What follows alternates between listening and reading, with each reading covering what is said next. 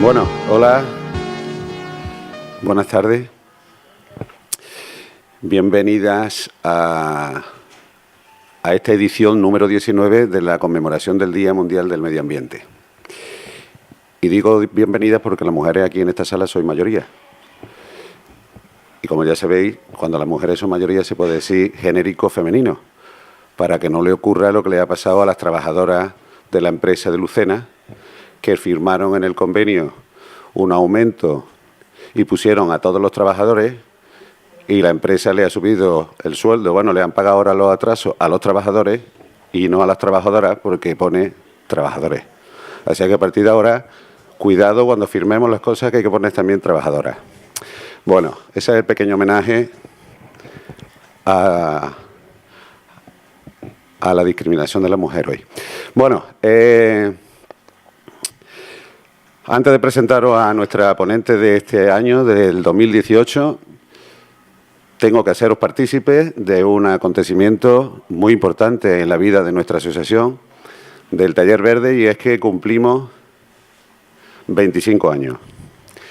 Justo el 23 de junio de 1993, día del solsticio de verano, este año el solsticio de verano cae en 21, pero en aquel año fue el 23, se firmaron los estatutos de nuestra asociación. Entonces éramos muy poquitos y muy poquitas, pero ahora somos muchos y muchas. Ahora el número de socios de nuestra asociación supera los 90 personas y estamos muy orgullosos porque cada año crecemos más.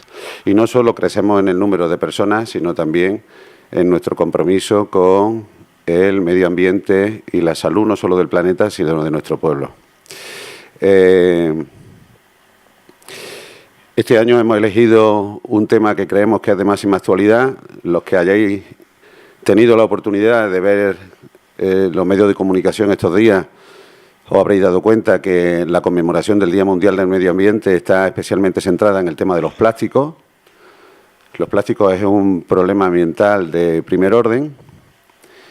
El aumento del consumo de plásticos en todos los niveles y, por supuesto, en nuestros hogares ha crecido desmesuradamente en los últimos años y esto está teniendo unas consecuencias espantosas para el medio ambiente, especialmente para el medio natural, tanto el medio natural terrestre como el medio natural marino. Y antes de que se me olvide, porque se me ha olvidado y entonces lo voy a decir ahora, yo soy así un poco, voy a salto, aprovechando lo del 25 aniversario, el próximo, lo voy a decir ahora y lo voy a decir al final, por si alguien se va antes o por si alguien llega más tarde. Aprovechando que, o sea, para conmemorar el 25 aniversario de nuestra asociación, el próximo viernes 8 de junio, pues tenemos una fiestecita allí en el patio de educación de adultos, en el patio de nuestra sede, en Senda Ancha. A partir de las 7 haremos talleres para la gente más menuda y a partir de las 8:30 aproximadamente haremos una fiesta con música en directa en la que participarán artistas marcheneros y marcheneras y inauguraremos el árbol de los pájaros, ese mural que hemos estado construyendo en los últimos meses y que pretende ser precisamente eso, un recuerdo de esta conmemoración de este 25 aniversario de nuestra asociación. Bueno, dicho esto, aquí a mi izquierda está Sara Acuña. Sara Acuña es la coordinadora de ecologistas en Acción Sevilla. Es una persona muy comprometida con el medio marino, ha participado en muchas campañas y luego ella, si viene la ocasión, pues nos lo contará. Campañas de estudio y de limpieza del mar, campañas internacionales. Es una persona muy comprometida especialmente con este problema ambiental de los plásticos.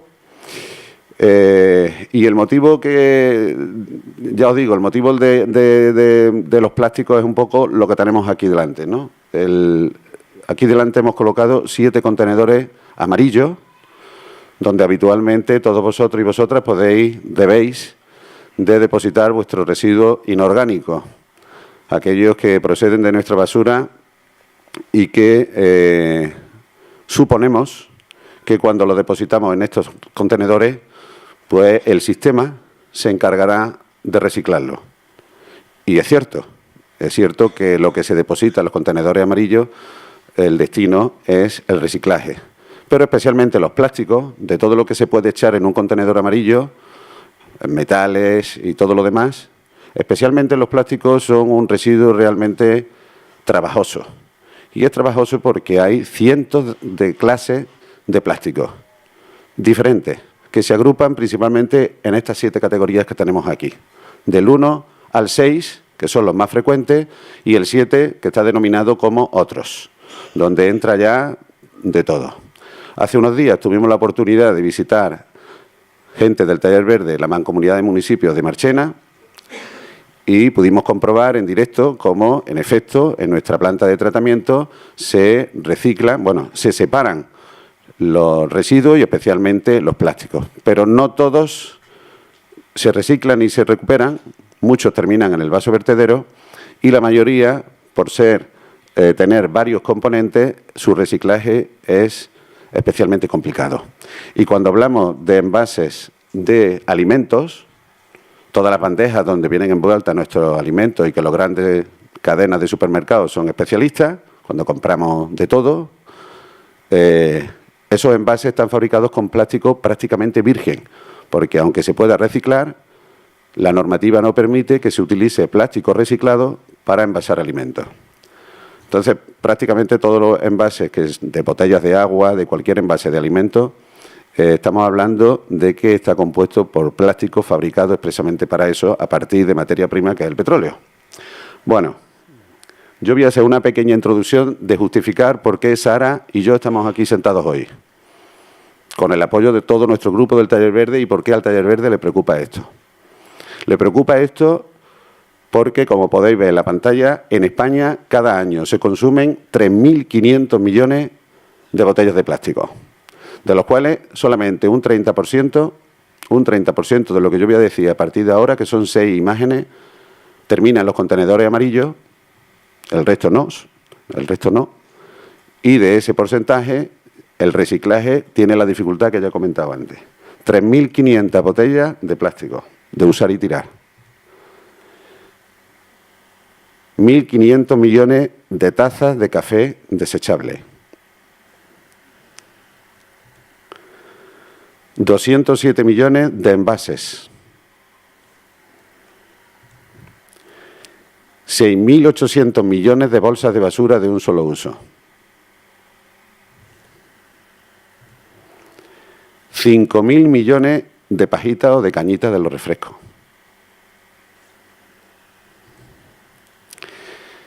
Esta expresión la hemos oído en los últimos meses gracias a un estudio que se ha hecho público del porcentaje de plásticos que cada año llegan al mar y ya se sabe que al ritmo que estamos actualmente, en 2050 habrá más kilos de plástico en el mar que peces.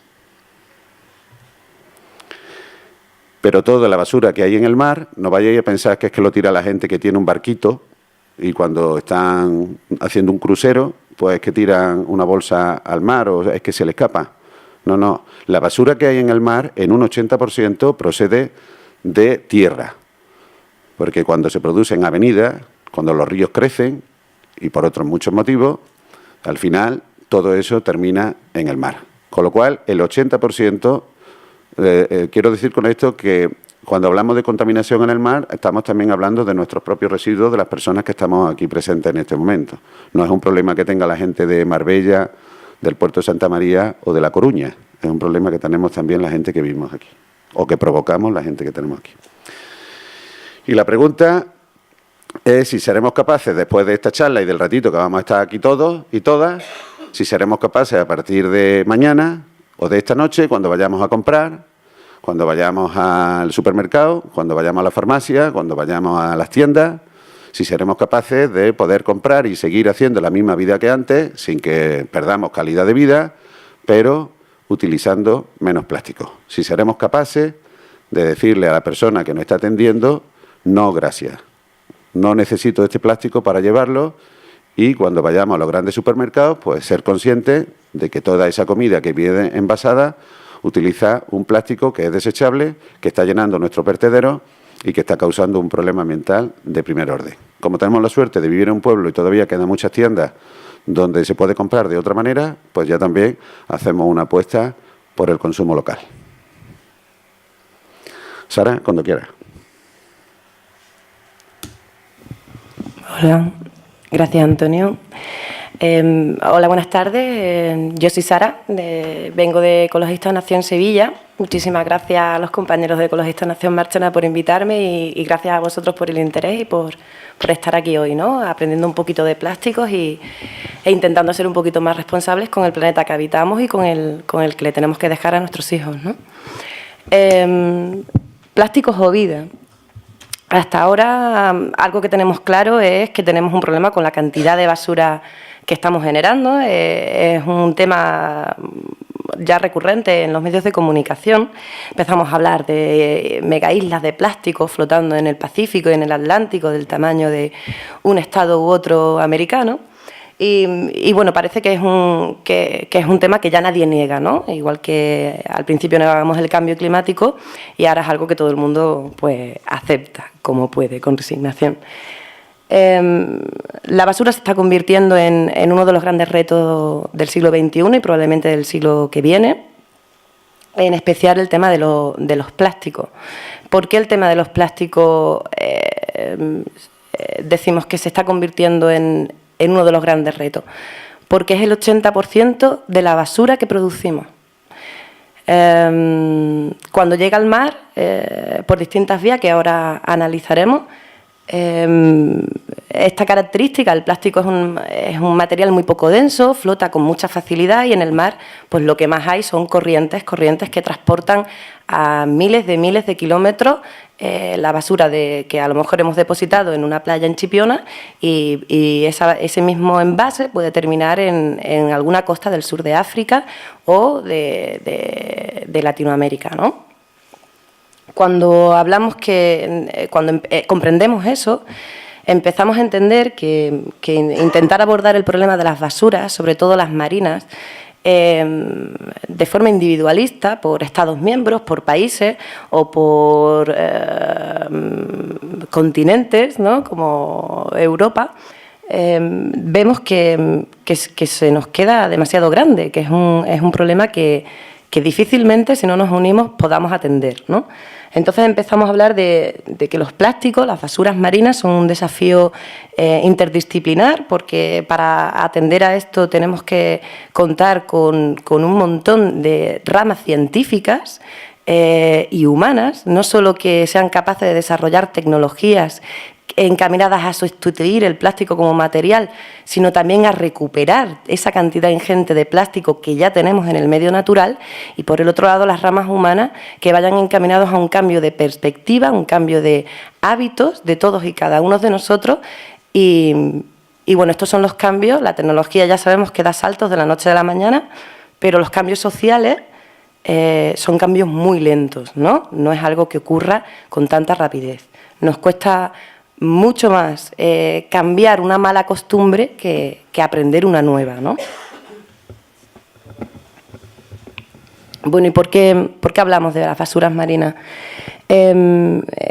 Cada año llegan al mar entre 6 y 8 millones de toneladas de basuras. De eso, el más del 80% son plásticos.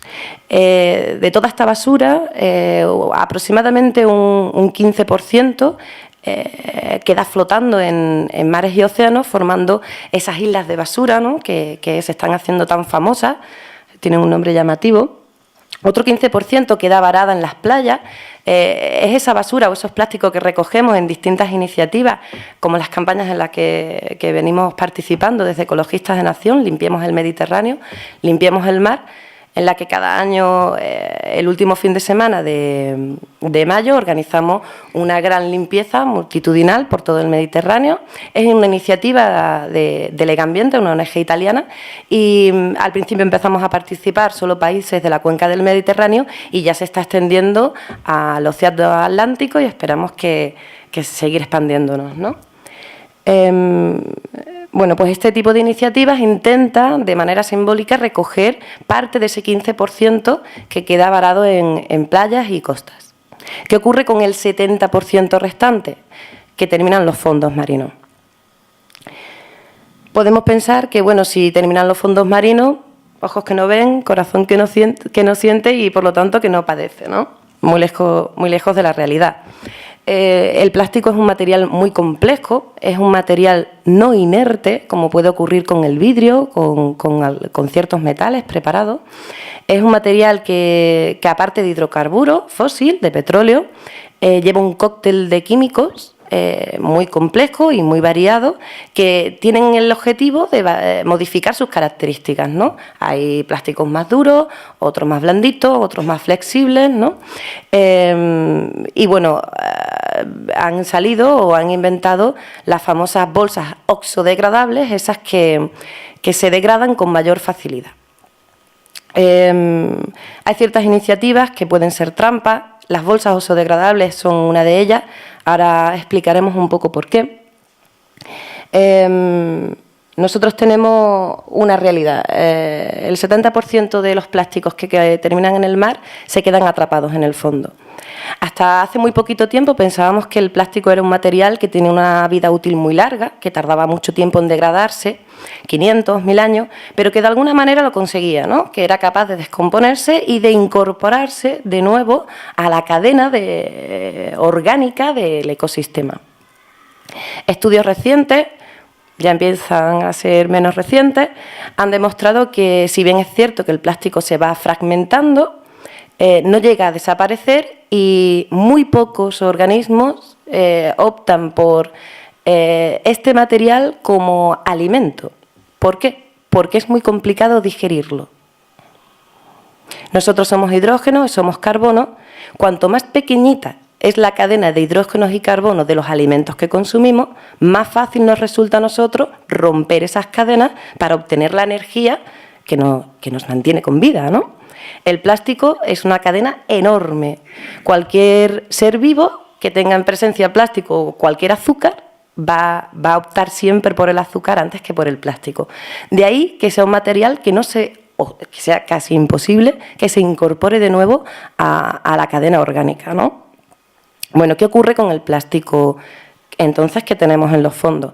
Para que el plástico se degrade y se parta en trocitos y de alguna manera desaparezca ante nuestros ojos, es necesario, como factor principal, entre otros químicos y mecánicos, la acción directa del sol. ¿Qué es lo que escasea en los fondos marinos? La luz. Eso significa que si en tierra hablamos de 500 o 1000 años para que ese plástico se degrade, en los fondos marinos no somos capaces de calcular cuánto tiempo puede llegar a permanecer ese material con las mismas propiedades químicas que tenía cuando fue producido, ¿no? Aquí empezamos a hablar. Vuelve atrás, si no te importa. Aquí empezamos otra vez a hablar, empezamos a hablar o a distinguir entre macroplásticos, plásticos grandes, como puede ser una bolsa, un vaso, un tenedor, y microplásticos. ¿Qué es un microplástico? Es un plástico muy pequeño, un plástico menor de 5 milímetros, algo que a la vista humana es fácil que pase desapercibido. Tenemos dos tipos de plástico, unos que se fabrican con este pequeño tamaño en origen. Un ejemplo que me encanta son las pequeñas bolitas de los exfoliantes, de los jaboncitos exfoliantes en cosmética. Esos son bolitas de plástico, sortean todo tipo de sistemas de depuración de nuestra red de saneamiento y van directamente al mar con las mismas propiedades químicas. Y por otro lado, los microplásticos secundarios, aquellos que proceden de la fragmentación de plásticos más grandes con el paso del tiempo y, como comentábamos antes, por la acción directa del sol. Y ahora decimos, bueno, pues si desaparecen, qué bien, ¿no? Ya no tenemos que retirarlos. ¿Qué pasa si se quedan ahí?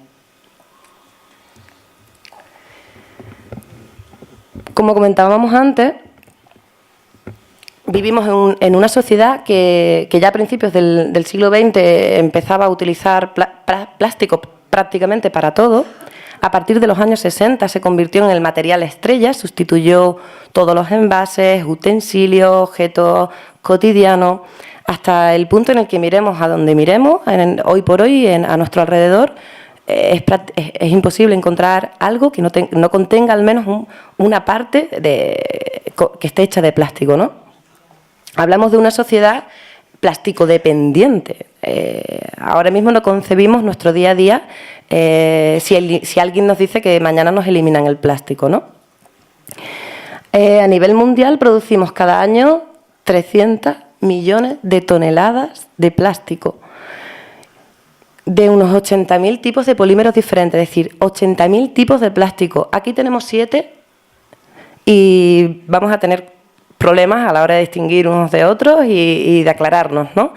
Si tenemos en cuenta que en el mundo circulan 80.000 tipos diferentes, con todos los retos que suponen y las dificultades que tiene este material a la hora de ser reciclado, el plástico de mayor calidad, como el PVC o el PET, ¿no?, las botellas de Coca-Cola o los envases de alimentos, en el mejor de los casos, el plástico de mayor calidad se puede recuperar en un 60%, frente al 90% en el que se consigue recuperar otros materiales de envases, como pueden ser el metal, el aluminio de las latas o el vidrio, ¿no?, de muchas botellas y de muchos tarros.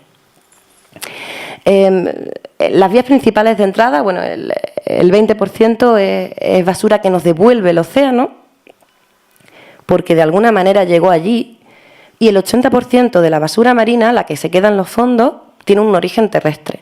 Si bien quizá los ríos son una de las vías principales de entrada, porque históricamente los ríos conectan unos asentamientos, unos pueblos con otros, también han sido nuestros vertederos tradicionalmente durante siglos, y es cierto que lo que es el agua pues va arrastrando la basura desde el interior hacia el mar.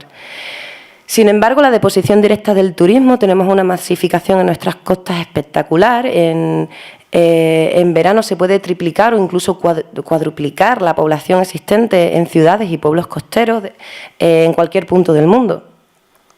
Y si tenemos en cuenta la acción del viento, el tráfico marítimo, la náutica de recreo, que ha pegado un boom en las últimas décadas, etcétera, las vías de entrada desde tierra son muchas, son muy diversas y por lo tanto son muy difíciles de controlar y de calcular también.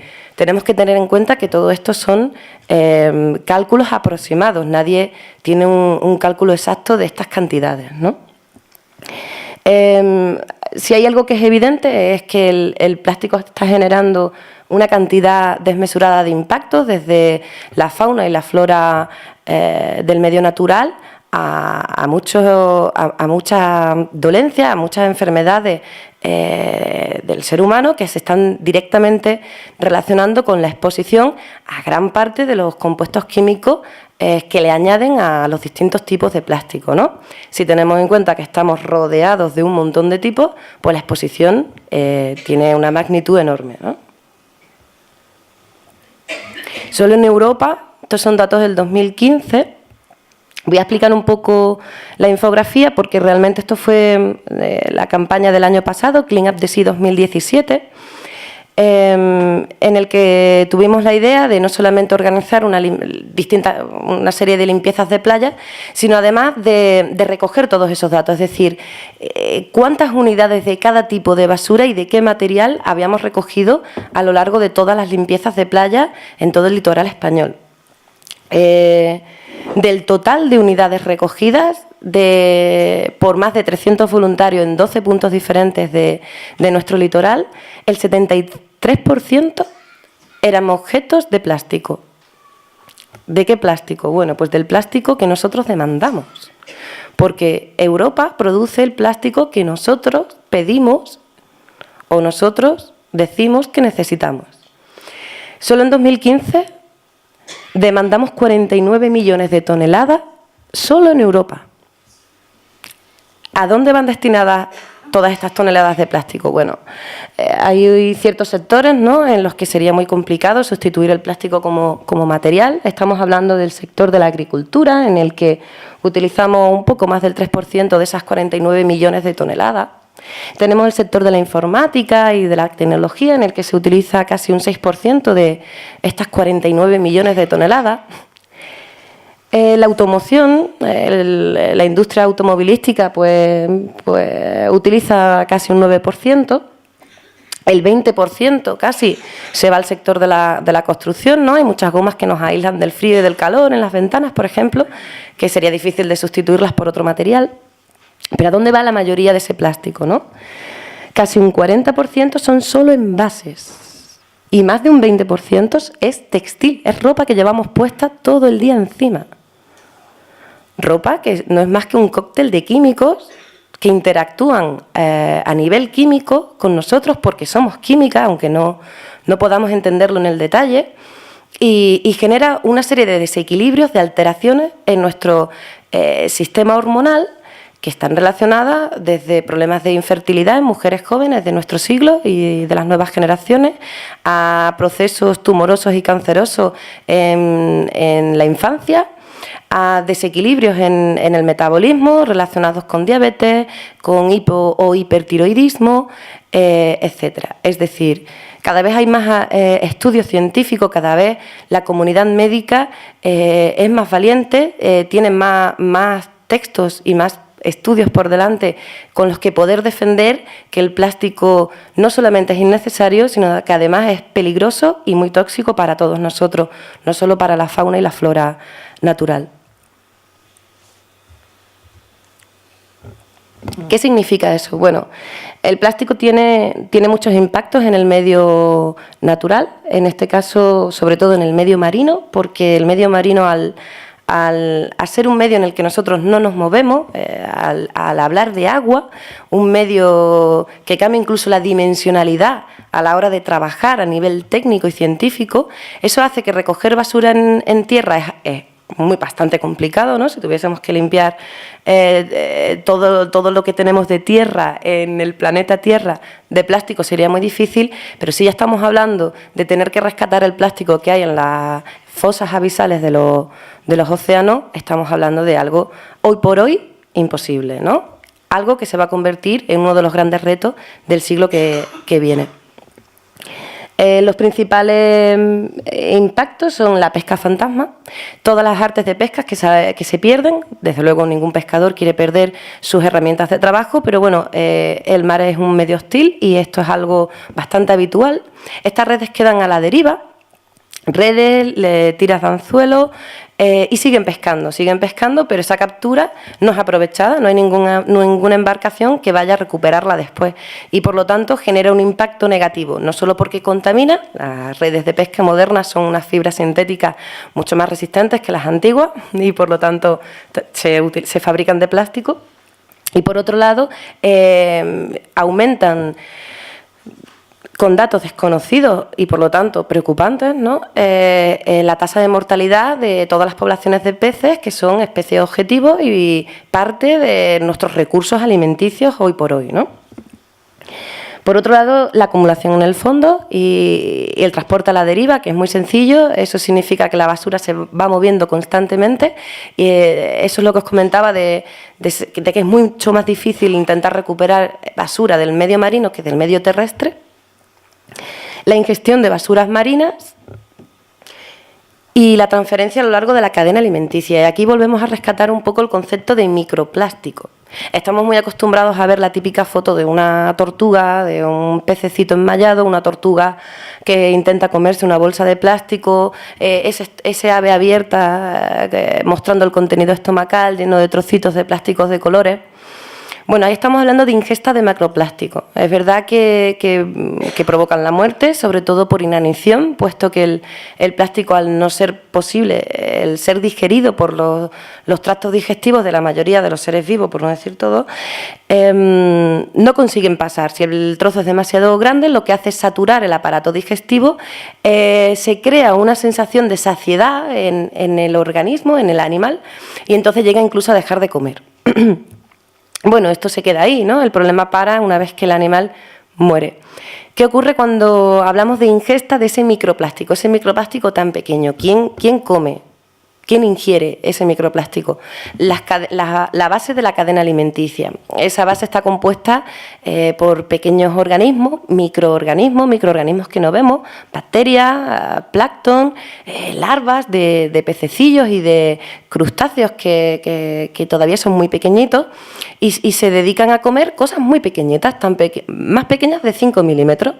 Muchas veces se confunden directamente y otras, estos pequeños trocitos de plástico, como son químicas, liberan señales químicas, que es con lo que los microorganismos se relacionan, puesto que no tienen el lenguaje como lo podemos, o el sonido, como podemos tener otros animales terrestres.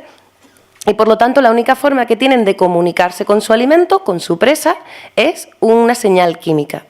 ¿Qué hacen los microplásticos? Engañan a estos microorganismos y les hacen pensar que son alimentos. Y aquí se produce tanto la saturación del aparato digestivo, como ocurre en aves o en mamíferos o en reptiles, como la transferencia a través de la cadena trófica. ¿Qué significa eso?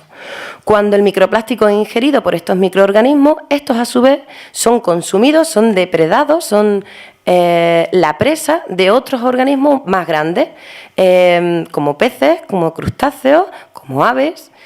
Muchos de ellos están llegando a nuestros platos a través del pescado y del marisco que consumimos, no solo en verano y en primavera y demás, también en Navidades, son plato estrella muchas veces del menú de las fiestas, y al final lo que estamos es comiendo plástico. No solo se lo come el ave, no solo se lo come el pez, también nos lo estamos comiendo nosotros. Así que llevamos plástico encima, estamos rodeados de plástico y por dentro también, en gran medida, somos plástico. Bueno, tenemos un panorama un poco feo, ¿no? Estamos rodeados de plástico, incluso plástico que no vemos. No sabemos cómo vamos a recuperar todo ese plástico. Parece que hay pocas alternativas, ¿no?, a la hora de utilizar un material diferente para todos los usos que le hemos buscado al plástico como material estrella. Pero ¿qué dice Europa? ¿Y qué dice España, ¿no?, de todo esto? En 2015 Europa idea la Directiva Marco sobre Estrategias Marinas. Esta directiva es una serie de objetivos que Europa le marca a todos y cada uno de sus Estados miembros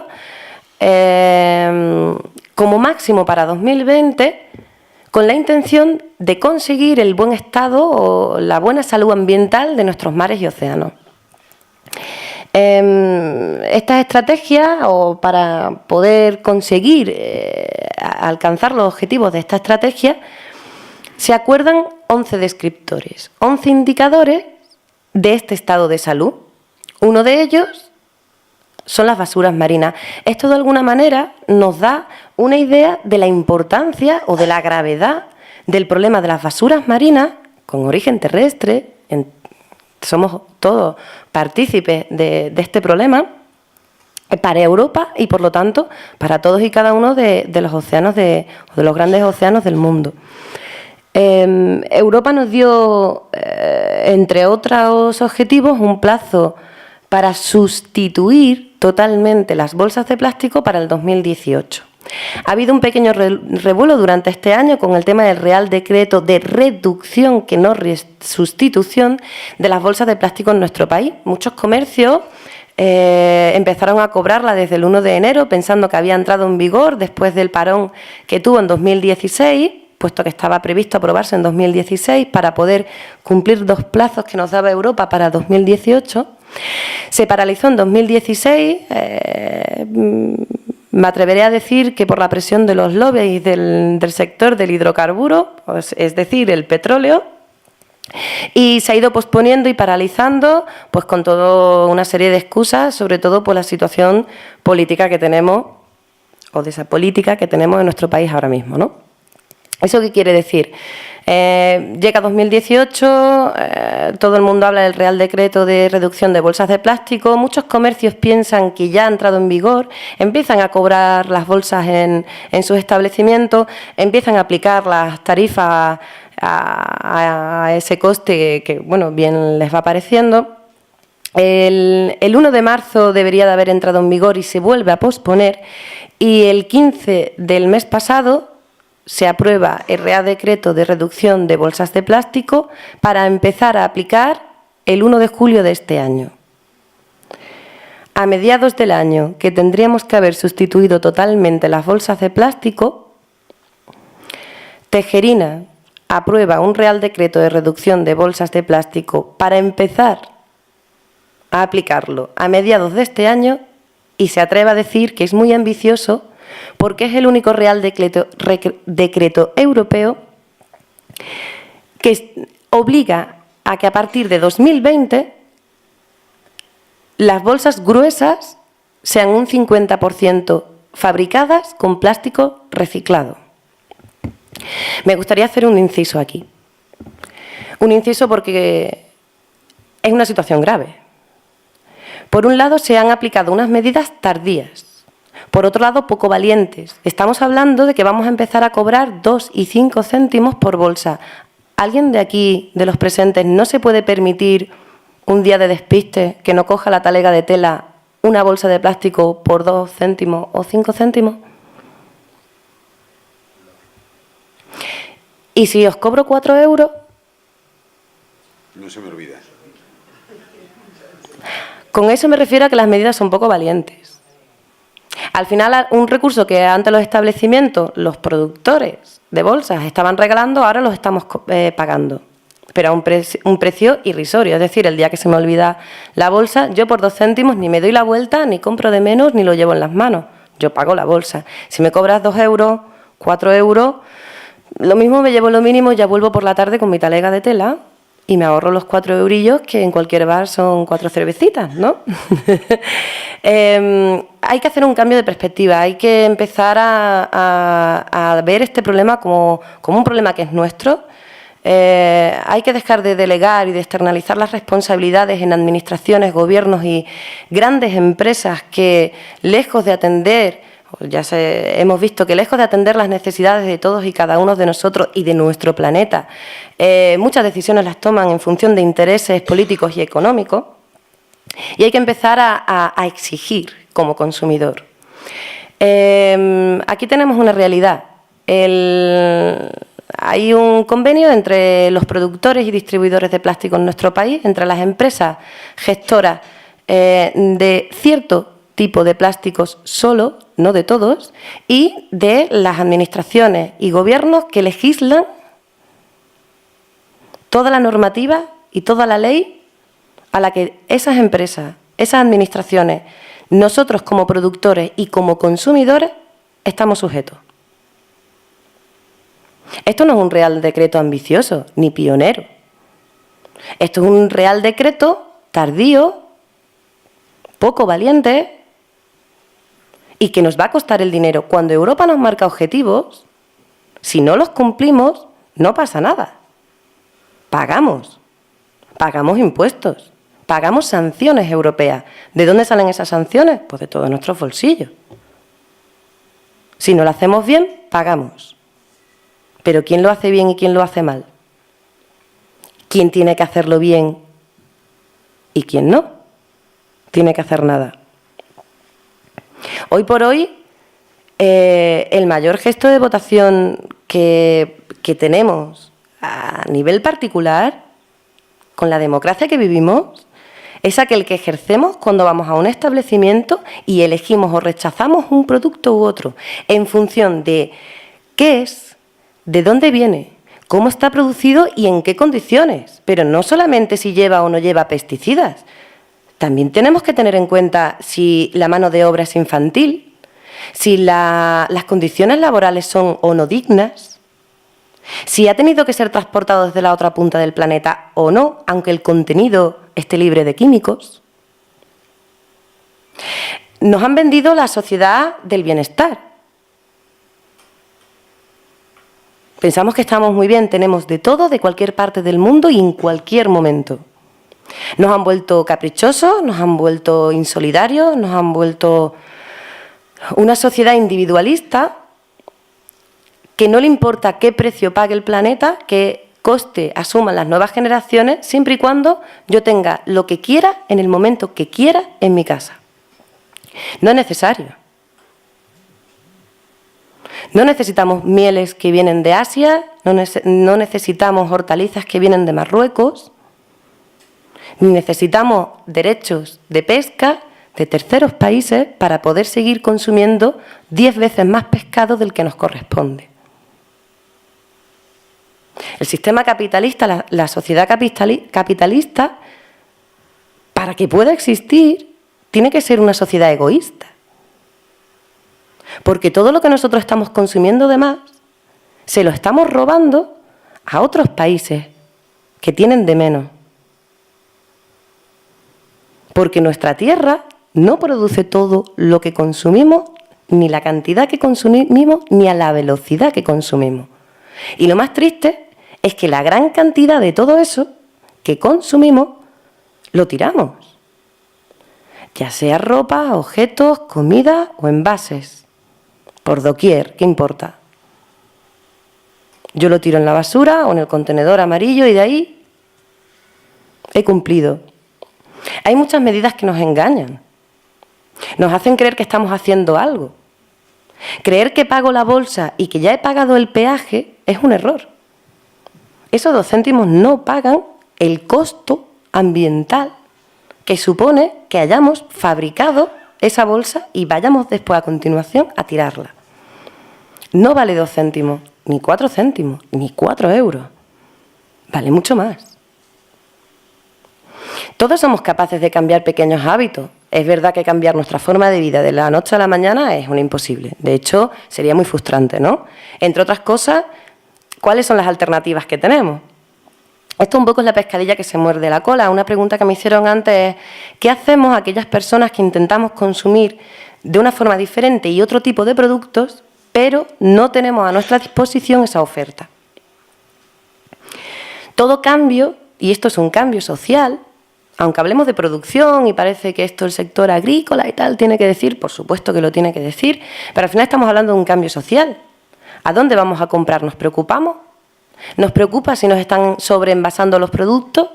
¿Nos preocupa buscar una tienda aunque el garbanzo no sea ecológico, pero nos den la posibilidad de llevarnos el garbanzo a granel? Cualquier pequeño gesto suma. Si todos hiciéramos un poquito, esto sería una gran revolución.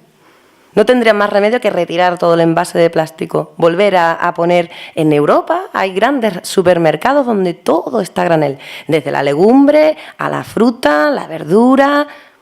No se necesita esa cantidad de envase. Compramos magdalenas, es que el ejemplo de las magdalenas me indigna. Compramos magdalenas en una caja de cartón que lleva un film de plástico. Cuando quitamos el film y abrimos la caja de cartón nos encontramos otro paquete de plástico y cuando abrimos ese paquete de plástico, toda y cada una de las magdalenas va envuelta en otro pequeño plastiquillo. Y dices, tú he tenido que abrir 3 o 4 envases para comerme una magdalena en 10 segundos. ¿Y qué hago con todo ese plástico?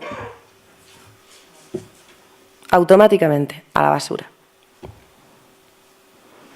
Eso implica que si queremos comer magdalenas todos los días y que estén buenas, no se pongan duras y demás, ¿tenemos que ir todos los días a comprar 4 magdalenas? Pues quizás tengamos que comprar 4 magdalenas. O optar por el bizcocho de toda la vida, que dura una semana. Sin ponerse duro, ¿no? Es decir, hay un montón de cositas que podemos hacer. Bueno, estos son algunos datos de qué tipo de residuos encontrábamos en nuestras playas. Lo vimos como un reflejo de qué es lo que consumimos, ¿no? Qué tipo de residuos estamos generando en mayor cantidad. En playas lo que más hay es colillas, bueno, sin contar el 33% de las unidades que eran pequeños trocitos de plástico. Realmente no eran microplástico porque algunos eran mayores de 5 milímetros. Pero los siguientes son las colillas, las botellas, envoltorios, tapones, bolsas. Cuando hablamos de envases nos referimos a vasitos de yogur, de los típicos de la playa que compramos para los picnics, etcétera. Popotes son palitos ya bien de los oídos o bien de los chupa chups. Hay que diferenciar esto porque un palito de chupa chups es indicativo de que la deposición es directa en el momento y el bastoncillo del oído nos dice que ese bastón no ha sido depositado in situ en esa playa o en ese río. Eso ha venido, ha sorteado todo el sistema de depuración y ha salido por nuestras cloacas. La basura que encontramos en nuestras playas, la basura que encontramos en el campo o en nuestros fondos, es muy interesante porque no solamente nos dice qué es lo que más consumimos y desechamos, que sería lo primero que tendríamos que empezar a reducir, sino también cómo ha llegado hasta allí. si lo hemos tirado en el mismo sitio o si ha tenido un camino más o menos largo hasta que ha llegado al sitio en el que no lo hemos encontrado. Bueno, los resultados lo podéis consultar en el informe Basuras en Playa. Se me ha olvidado comentar antes que también tenemos un par de ellas para atrás. El informe Basuras marinas, plásticos y microplásticos, para el que quiera profundizar un poquito más en cuáles son los impactos, las consecuencias, la gravedad de la problemática. Y tenemos otro informe del año pasado, bueno, ambos son del año pasado, uno de enero y otro de octubre, sobre basuras en playas. En este sí que quizás se explica un poco más o se relaciona un poco más la presencia de ciertos tipos de basura en nuestra costa con nuestros hábitos directos de consumo. La conclusión que esperábamos y más evidente fue que más del 80% de la basura recogida en todos los puntos eran plásticos, ¿no? Bueno, ¿qué podemos hacer nosotros? Hay muchas cosillas que podemos hacer, desde montar grupos de consumo. Si realmente queremos consumir y no nos encontramos en un establecimiento que nos oferte los productos que queremos, hay muchos productores muy valientes, muy pequeños, ecológicos, locales, artesanales, que luchan por sobrevivir en un mercado capitalista con unos precios de risa a cuenta de explotar a sus trabajadores, de producir, de envasar y de exportar o de importar desde países que para nada, si nosotros nos quejamos de nuestras condiciones laborales, pues para qué os voy a contar las que pueden tener en Tailandia o en China o en Marruecos, ¿no? Tenemos productores que quieren producir un producto diferente para un consumidor diferente, más responsable, más sostenible, más sano y más rico, porque un tomate de huerta, aunque no sea eco del todo, pues bueno, no tiene nada que ver con el tomate de plástico de cualquier gran superficie, ¿no? Por otro lado, nuestros pequeños hábitos cuentan, ¿no? Si montamos un grupete de consumo, ya le hemos dado salida a la producción de nuestro pequeño productor, ¿no? Que muchas veces es vecino. Además, hemos conseguido tener un proveedor para nosotros mismos de los productos que queremos consumir. Si además, eso viene todo en granel, así que ya los envases de plástico no los hemos quitado del medio. Si además sustituimos la bolsa de plástico por una taleguita de tela, como las que tenemos allí en la mesa del centro, en venta para todos vosotros, pues mucho mejor, ¿no? Menos plástico todavía. Es decir, cambiar nuestro modelo de vida es cambiar algunos hábitos pequeñitos, pero también significa cuidarnos a nosotros, cuidar las generaciones futuras y cuidar a los vecinos que intentan cambiar el modelo de producción. En Sevilla tenemos la red ecoartesana. Se organizan muchos mercadillos en distintos pueblos, en Sevilla capital también. Es un intento de acercar, ¿no? Y de visibilizar que hay todo un movimiento en torno a un cambio del modelo de producción y de consumo real, eficiente. Empezamos a tener producción bastante como para suministrar muchos grupos y bueno, donde siempre encuentras alguna persona que te suministra aquello que no has sido capaz de encontrar en los grupetes que tienes más cerca de tu casa, ¿no? Cada vez hay más tiendas, más autónomos que apuestan por montar un negocio, una pequeña tienda, pero que traiga un producto diferente. Y bueno, y cada vez, incluso las grandes superficies, están apostando por líneas de productos verdes, bio y en definitiva, eso es una señal de que estamos ganando la batalla, de que ya esto es innegable, es evidente y es imparable. Por supuesto, cada pequeño gesto cuenta, va a acelerar o a retrasar en mayor o en menor medida todos estos cambios, pero esta batalla es posible, podemos ganarla. Hemos empezado a acuñar términos como la economía circular, en la que todos somos responsables de la materia que gastamos y, por lo tanto, de los residuos que generamos, ya sea con nuestra actividad en casa, a la hora de cocinar o etcétera, como la actividad industrial, ¿no? A partir de ahora, por legislación, vamos a tener que ser responsables de intentar alcanzar el objetivo de residuo cero. Eso es otro paso adelante. Ahí tenemos el principio de las 6 R. Depende de quién hable de estas R, pues tiene 6, lo mismo que 10, lo mismo que 3. Pero todas esas listas tienen como una cosa, y es que la primera R nunca es reciclar. Siempre es la última. Siempre podemos rechazar el plástico por otra cosa. Siempre podemos reemplazarlo. Si no lo podemos reemplazar, pues eso, lo podemos rechazar directamente, prescindimos de él. ¿Se entienden bien las R o las repasamos un poquito? Porque dan claves de algunas cosillas que se pueden hacer. Bueno, a la hora de reducir, es pues eso, intentar reducir, intentar comprar en granel, intentar prescindir de la bolsa de plástico, etcétera.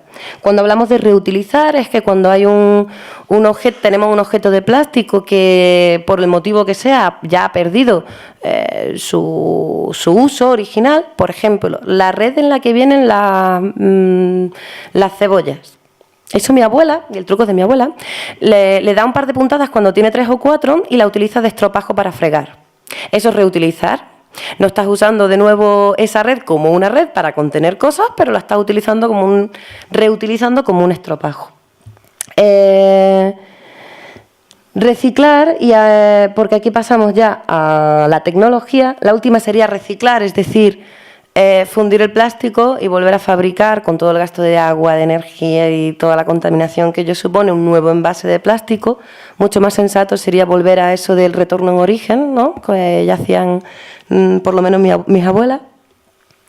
Y bueno, y para cambiar todo esto, porque las 3 primeras R van encaminadas un poco a qué hacemos con lo que ya tenemos, y las últimas 3 R van encaminadas a qué podemos empezar a hacer para no solo ir intentando responder al problema que tenemos, sino para no seguir generándolo, ¿no? Rediseñar el sistema en el que vivimos, la sociedad en la que vivimos, nuestros hábitos de vida, nuestra forma de consumir, recuperar toda esa basura de la forma que sea. Hay que recuperar el plástico que hemos tirado al mar y reemplazar. Estamos hablando de tecnología. Las 3 últimas se nos escapan un poco, ¿no?, así a nivel particular. Quizá podemos rediseñarnos a nosotros mismos, podemos rediseñar nuestros hogares, pero ahí paramos, ¿no? No tenemos mucho más poder. Pero sí tenemos mucho poder en las 3 primeras. Podemos reducir mucho el plástico que nos rodea. Podemos rechazarlo. Podemos sustituirlo. Y podemos reutilizarlo, porque todo el que se reutiliza hace que no consumas un plástico nuevo. Porque el estropajo normal también es plástico. Es decir, estoy viendo carillas así todas abajo. No quiero que os vayáis de la charla con una sensación derrotista, ¿no?, con un sentimiento derrotista, como si esto fuese el fin del mundo y no hubiese marcha atrás. Al revés, creo que podemos hacer un montón de cosas, creo que se están haciendo un montón de cosas. Hay un montón de iniciativas encaminadas a darle la vuelta a todo esto.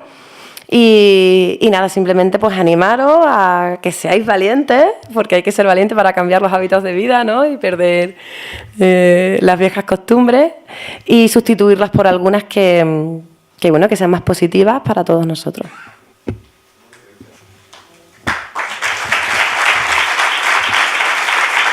¿Se da una diapo? ¿Se da una diapo?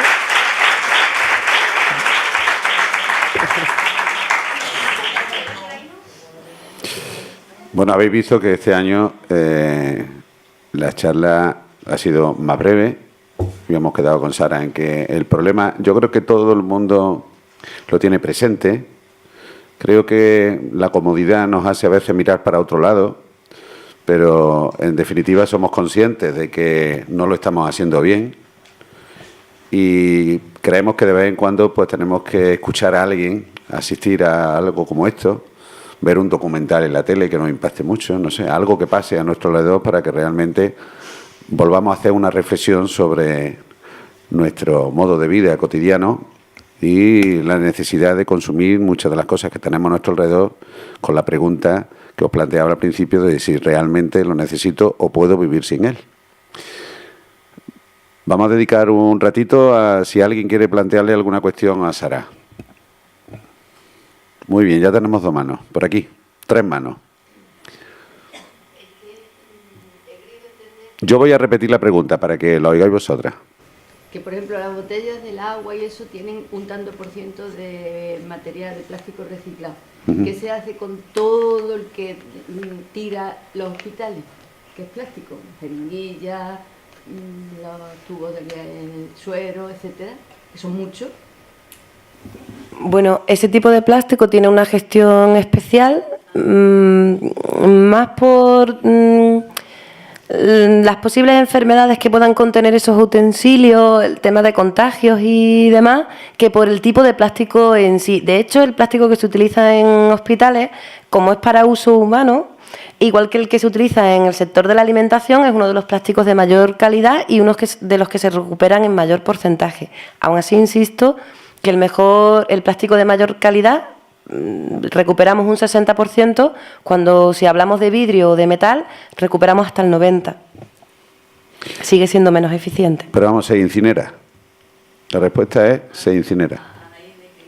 Y el plástico que no se recicla, bien porque por el motivo que sea no ha llegado a terminar el contenedor amarillo, o bien porque no es un plástico que admita el contenedor amarillo por su composición, termina o en vertedero o en incineradora. En el vertedero de Marchena no había ningún plástico de ese tipo, lógicamente. Bueno, como bien dices, el tema de los microorganismos que comen plástico es una realidad.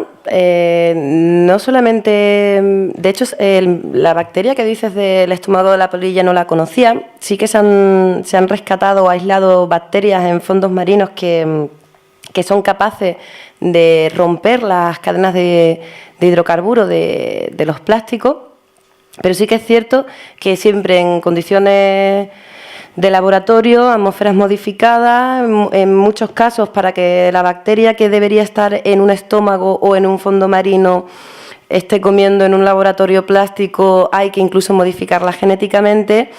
Y aunque sí que científicamente es un descubrimiento interesante, lo que es como solución al tremendo problema de plásticos que tenemos hoy por hoy no es ninguna solución ni alternativa viable. Quizá de aquí a 10, 15 o 20 años nos sorprendamos, ¿no? Pero estamos jugando con ingeniería genética, ya sabemos lo que pasa cuando se introducen seres vivos para combatir otros seres vivos y bueno, incluso sería una medida que a mí personalmente me daría hasta miedo, ¿no? ¿Qué pasa con las medidas que deben de adoptar los gobiernos? Bueno, volvemos un poco al tema de los lobbies económicos, ¿no? Estamos hablando de plástico, el plástico es petróleo. Estamos hablando de un lobby como Repsol, como Cepsa, como titanes, son grandes titanes.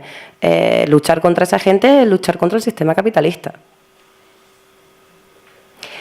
Cuando antes decía que no deberíamos delegar o seguir delegando la responsabilidad en administraciones o grandes empresas a la hora de adoptar, porque son los que pueden adoptar esas medidas de prohibición o de sanción, simplemente quería decir que si se lo delegamos por completo, si no incidimos,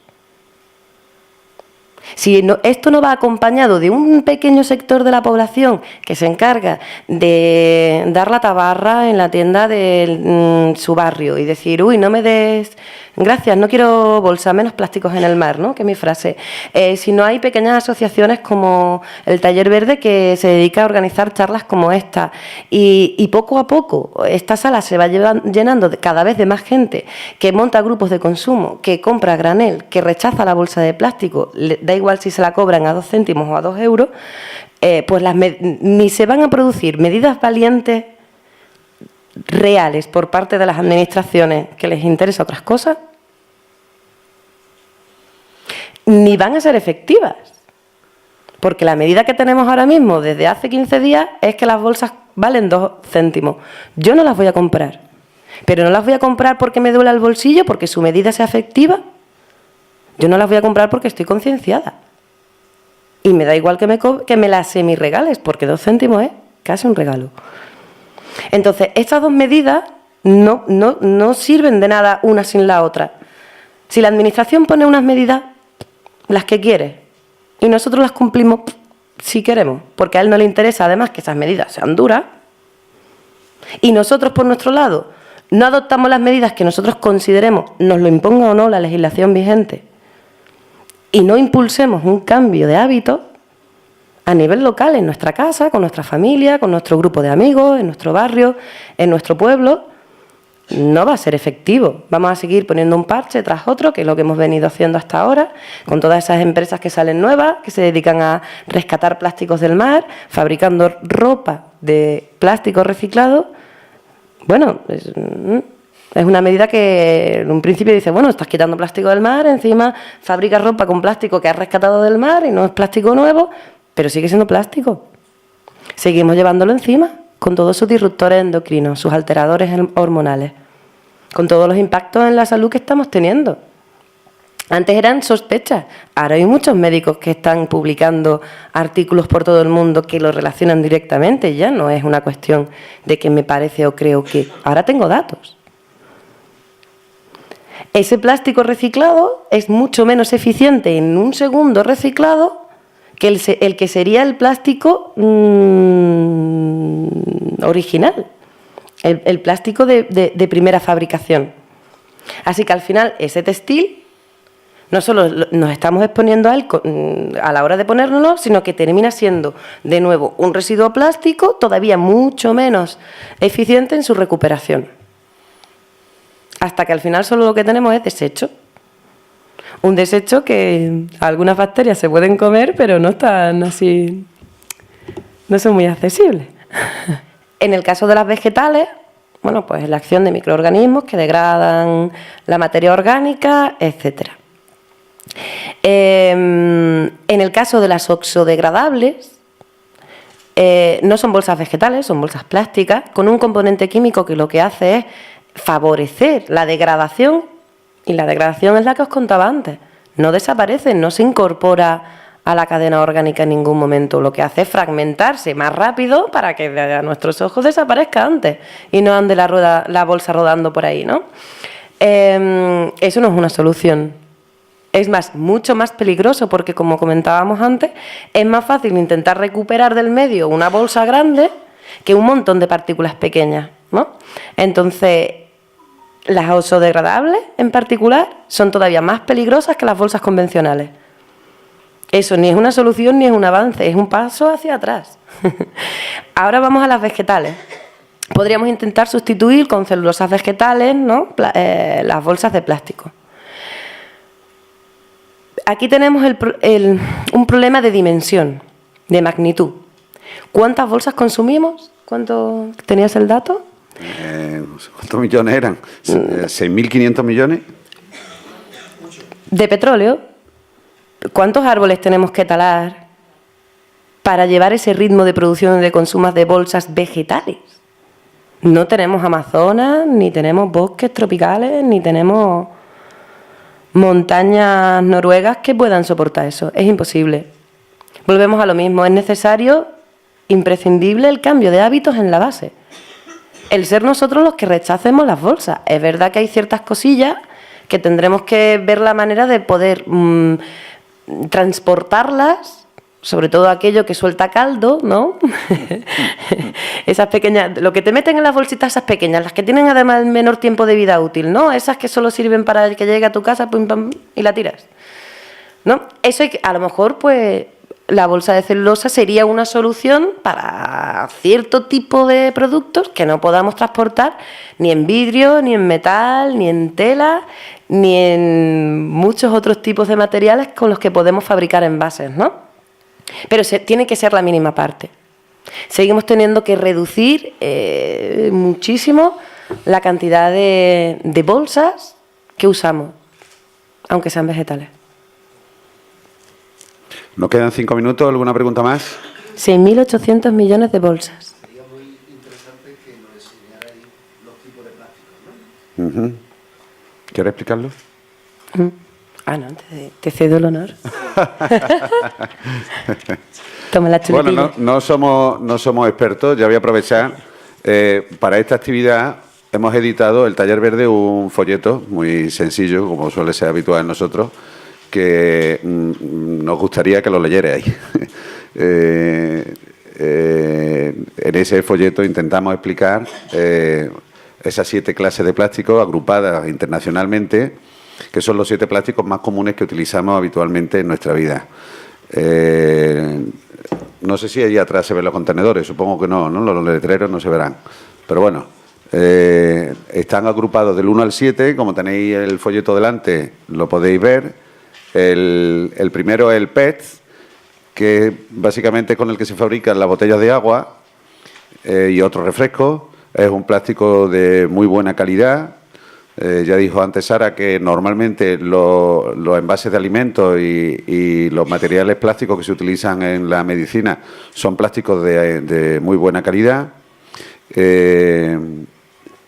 Todos estos plásticos en el medio natural tardan entre 500 y varios miles de años en degradarse por esa buena calidad que tienen.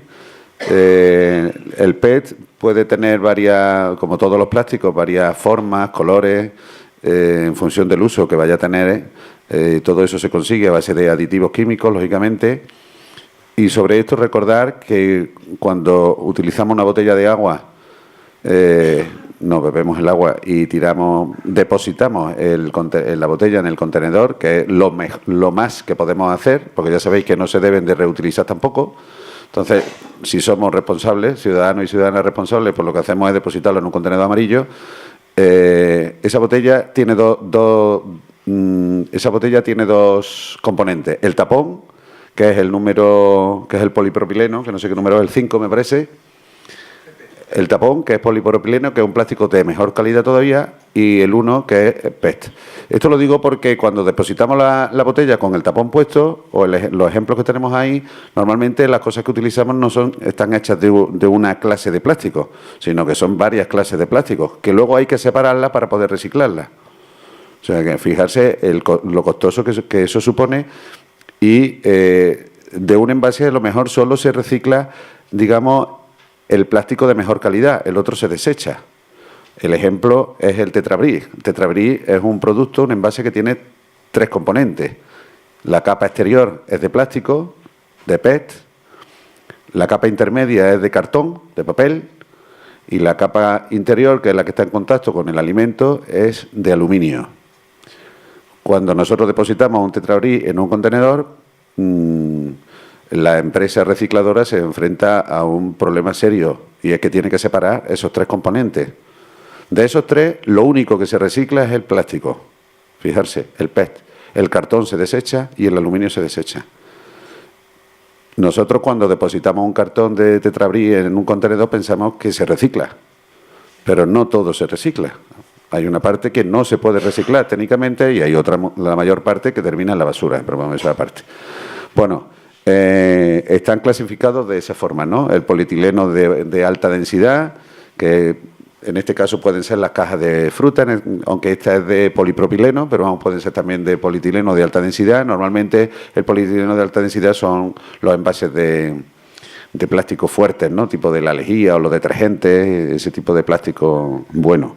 El PVC, que es el número 3, ya famoso por su toxicidad y su peligrosidad para el medio ambiente y la salud de las personas, que afortunadamente se ha retirado de muchos, por ejemplo, de las botellas de agua. Las primeras botellas de agua eran de PVC, y hoy prácticamente ha quedado relegado a materiales de construcción y cosas muy, muy concretas, ¿no?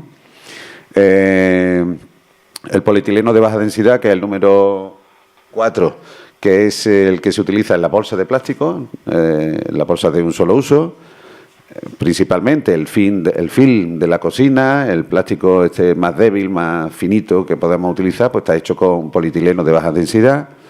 El polipropileno, que quizás sea el más rentable desde el punto de vista económico, por eso las campañas que se llevan a cabo de recogida de tapones con carácter solidario, se utilizan precisamente tapones porque son de polipropileno y se pagan muy bien muy bien.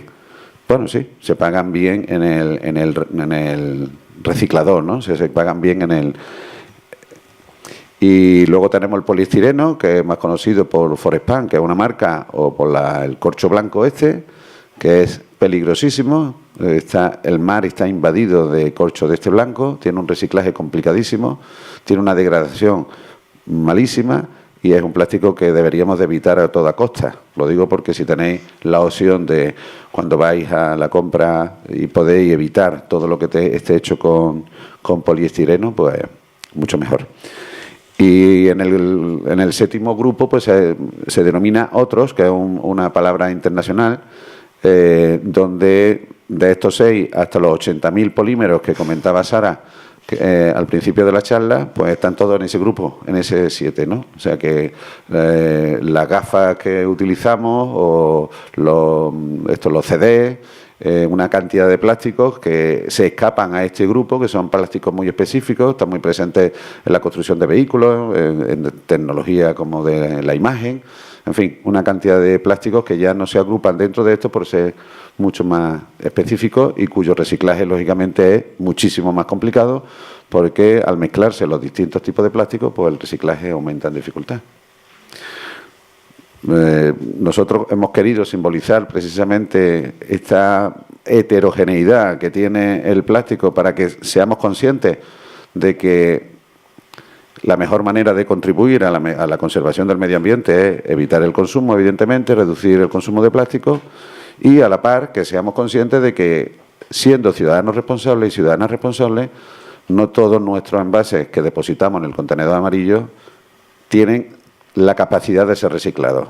No digo que pese a los esfuerzos que hagan las administraciones por aumentar el grado de reciclaje, hay una parte que no se puede reciclar. Y comento la última anécdota. Cuando estuvimos hace 15 días en la mancomunidad de Marchena, en la planta de tratamiento y separación de residuos, pese al esfuerzo y la alta tecnología con el que cuenta esta instalación, que es bastante moderna, y donde con lectores ópticos y con sistemas muy avanzados son capaces de separar plásticos y otros elementos de la basura.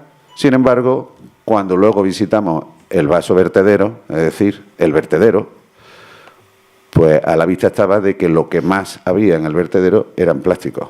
Y todos esos plásticos habían pasado por un proceso de selección elevadísimo, con una tasa de separación de contenedores amarillos que existe en la mancomunidad de municipios de aquí de Marchena y de los pueblos que conforman la mancomunidad bastante alto, pero aún así hay una cantidad de plásticos que escapan a ese proceso de selección y de separación y terminan en el vaso vertedero.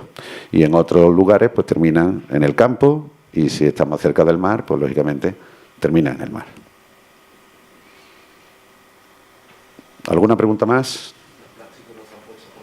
No, los plásticos no están puestos por contenedor porque no tenemos de todas las clases, pero bueno, la botella, yo creo que ya si tenéis la curiosidad de leer el folletito, creo que vais a ser capaces, podríamos alguna alumna o alumno aventajado levantarse y a ver si somos capaces de depositar los plásticos que tenemos ahí encima con la chuleta, dejamos la chuleta. Y a ver si somos capaces, sería una práctica interesante. ¿Alguien se ofrece voluntario o voluntaria? Venga, Hugo. Hugo va a ser nuestro... ¿Necesita la chuleta o sin chuleta? Con chuleta. Venga, con chuleta. A ver, sabéis que los plásticos, la mayoría de ellos y de los envases, tienen marcado el número que corresponde a los que tenemos aquí y que dan una pista bastante buena de qué clase de plástico es, porque eso ninguno de los que estamos aquí seríamos capaces de saber de qué están hechas las cosas. Bueno, eso ya sería magia. A ver, coge uno y lo enseña, a ver qué... Venga, ese. ¿Pero ese es un solo plástico o tiene varios?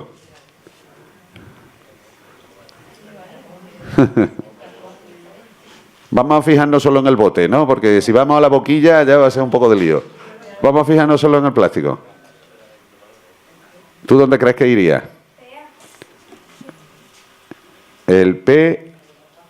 PA... Alta densidad. Ah, el PET. ¿El número 1? No. El número 1. Ah, el 2, el PEAT. Ven, tráelo, que lo vamos a mirar. Mírale en la base, que a ver si ha acertado. Mira en la base. No, dale la vuelta, mírale en la parte de abajo de la botella. Ahí. PET. Uy, ¿no sé qué número es? El 1. Pues, bueno, déjalo ahí, no vamos a abrir los contenedores. Venga, coge otro. Ese es de PET, pero es de PET el envase. La boquilla, el tubito y todo lo que tiene en la parte de dentro no es de PET. ¿Cuál quieres otro? Ese.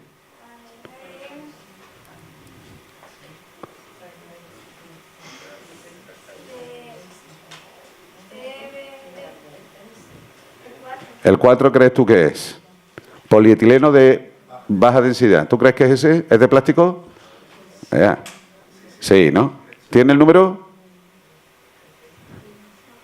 No lo tiene. Pues vamos a darlo por bueno. Vamos a darlo por bueno. Si no lo tiene, aquí nadie te va a enmendar la plana. Si tú dices que es del 4, ese es del 4. Muy bien, Hugo, yo creo que puede valer. Muchas gracias.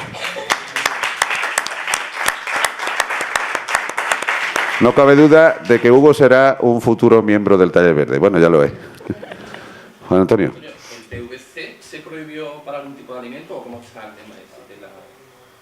¿Sara? En cuanto al PVC, porque yo recuerdo que vos hiciste una campaña en contra del Sí, PVC hace muchos años. Mucho. En el año... ¿Qué año fue, Carlos? ¿En qué año fue la campaña? María Ángeles. En el 96 o en el 97. El PVC fue uno de los primeros plásticos que se apareció en el mercado y que empezó a utilizarse en los envases de alimentos, principalmente en las botellas de agua, cuando se empezó a poner de moda lo de beber agua embotellada, y también estaba muy presente en muchos juegos, en muchos juguetes infantiles, y entonces nosotros hicimos una campaña en contra del PVC. La campaña, al poco tiempo, nos hicimos una campaña en el Ayuntamiento de Marchena para declarar Marchena ciudad libre de PVC. Esa fue la campaña, que lo conseguimos. El Pleno del Ayuntamiento declaró a Marchena ciudad libre de PVC. Eso lo que suponía era que en aquella época gran parte de los instrumentos, envases que se podían utilizar en las instalaciones municipales, incluso la instalación de tuberías y otro tipo de materiales que se utilizaban en la construcción, pues fuera, digamos, se aplicara el criterio de evitar el PVC como un elemento que se había demostrado que era tóxico y que causaba un gravísimo impacto ambiental en la fabricación. En el tema de los envases de alimentos dejó de fabricarse, creo que de forma natural, porque la contestación social fue tan alta que rápidamente los fabricantes, me acuerdo perfectamente, el día en que Fonbella, que era la marca de bebidas de agua de mayor presencia en el mercado en aquella época, hizo público que sustituía sus botellas de PVC, las sustituía por las de PET, que actualmente tiene, ya todas, por supuesto. Aquello dio lugar a que detrás de Fonbella, pues todas las botellas de agua de todas las marcas, primero las grandes y después las pequeñas, fueran sustituidas. Y detrás de todo esto, el PVC desapareció de los envases de alimentos y de muchos juguetes.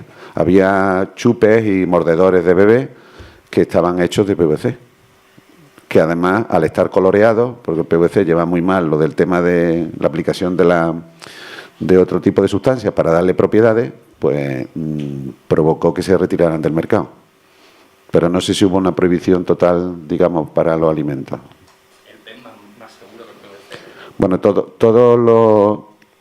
todos los plásticos que están aquí podemos considerar que son seguros, en el sentido de que se fabrican intentando convencer a la opinión pública de que son seguros. Sin embargo, la experiencia nos demuestra de que muchos de ellos, por eso, van acompañados de como una especie de medidas de seguridad, ¿no? Se dice botellas de agua. La botella de agua es un envase que ha sido diseñado para utilizarla una vez. Es decir, que tú una vez que te bebas el agua la tiras. Si tú la reutilizas, el fabricante ya te avisa de que para eso no se ha hecho la botella. Entonces, para eso no se ha hecho la botella. Tú la puedes usar todas las veces que quieras, pero para eso no se ha hecho la botella. Ya es responsabilidad tuya. Sí. Pues sucede que parte de los componentes plásticos y de los componentes que tiene el PET, porque el PET no es un solo plástico, es que comporta un montón de características y de sustancias que le dan la forma que tiene. En este caso, que sea transparente o que sea azul. Si la botella es de Solán de Cabra, la botella es azul. Si la botella es de Lanjarón, pues la botella es blanca. Eso se consigue, es transparente, perdón. Eso se consigue con aditivos químicos.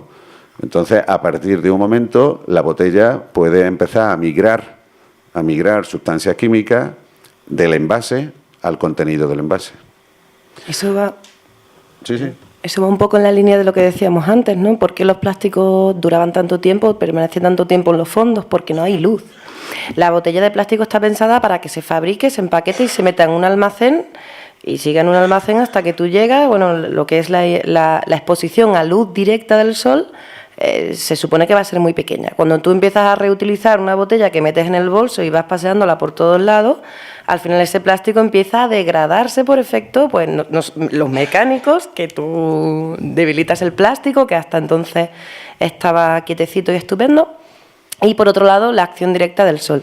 Entonces el plástico, como es un compuesto químico, una vez que empieza a degradarse, empieza a estropearse de alguna manera, es cuando empieza a liberar sustancias en el agua.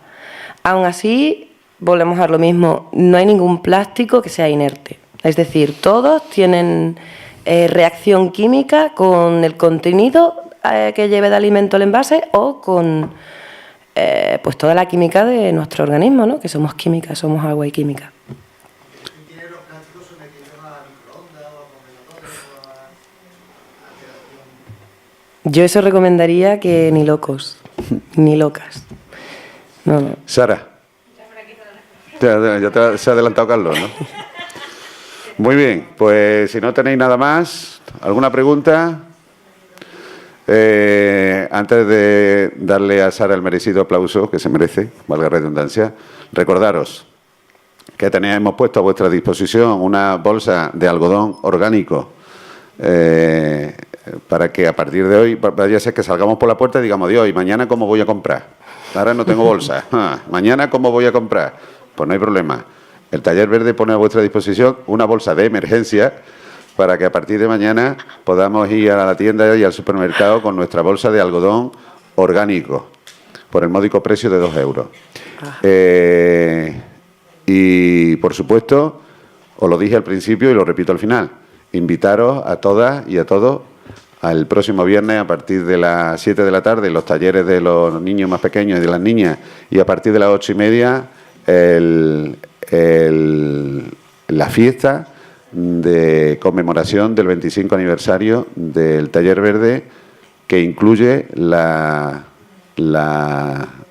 inauguración del mural del Árbol de los Pájaros, que correrá a cargo, ya lo adelanto, de nuestra socia Ana Metro Ortiz, que será la encargada de inaugurar el árbol. Así es que muchísimas gracias por habernos acompañado otro año más en esta conmemoración del Día Mundial del Medio Ambiente, y ojalá haya servido para que a partir de mañana cambiemos pequeñas cosas de nuestra vida cotidiana. Muchas gracias.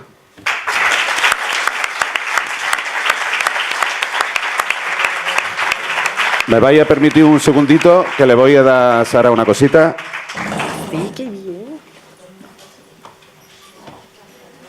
Yo voy a aprovechar para decir que aquel que quiera saber un poco más de qué tipos de plástico tenemos alrededor, en qué los utilizamos y qué efectos tienen en la salud, en Ecologistas en Acción, en la página web, tenemos una guía de disruptores endocrinos. Es un poco feillo el nombre, son alteradores hormonales y es una guía muy sencilla, son unos cuadros en los que te van diciendo este tipo de plástico está en ropa, en juguetes para nenes, en chupetes, en accesorios que llevamos puestos, ¿no? Y cuáles son los efectos que se le atribuyen, o cuáles son los impactos en la salud que se relacionan con cada uno de ellos, para el que sea así ya curioso del todo. Si alguien no va a leer el folleto porque ya vaya bien informado, lo deja aquí y no lo tiene que tirar cuando llegue a su casa al contenedor. Si alguien tiene interés en leerlo, se lo lleva y lo lee. Muchas gracias, Sara. Esto es un detalle de una empresa de economía sostenible, de economía. Sí.